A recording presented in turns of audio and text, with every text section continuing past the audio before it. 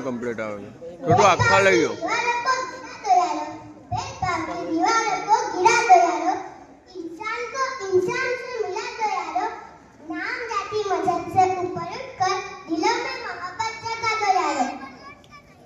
આજે આપણે સૌ 26મી જાન્યુઆરી પ્રજાસત્તાક દિવસની ઉજવણી માટે ભેગા થયા છીએ. આ દિવસ આપણને યાદ અપાવે છે કે ભારત કોઈ રાજા કે શક્તિથી નથી, પરંતુ બંધારણ અને સિદ્ધાંતથી ચાલે છે.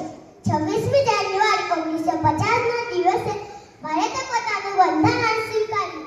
એ બંધારણને એક જ વાત કહી, આ દેશમાં દરેક ભારતીય સમાન છે. પણ મિત્રો, આજે એક સચ્ચાઈ સ્વીકારવી પડશે. બંધારણ તો સમાનતા શીખવે છે, પણ સમાજ અને પણ કેટલાક લોકો ભેદભાવ કરે છે. કોઈ જાતિના નામે, કોઈ ધર્મના નામે, કોઈ ભાષાના નામે, તો કોઈ ગરીબ અમીરના નામે.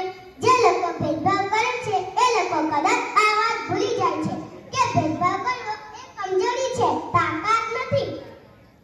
આપણે કોઈની ઓળખના આધારે નાનો સમજીએ તો આપણે માણસ નહીં, પરંતુ માનવતાને નકારી રહ્યા છીએ.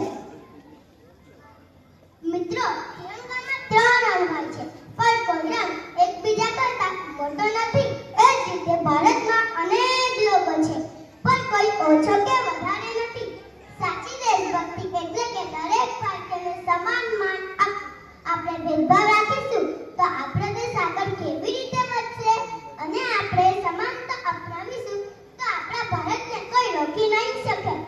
આજે અમે વિદ્યાર્થી છીએ. આજે અમે જે શીખીશું એ આવતીકાલે સમાજમાં દેખાશે.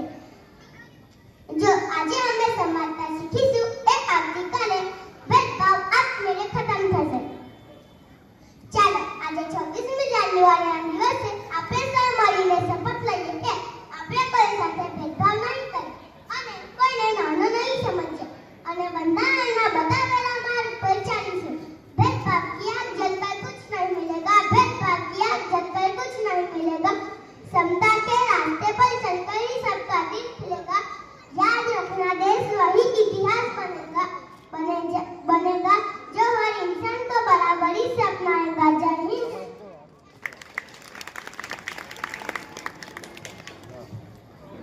ખૂબ સરસ.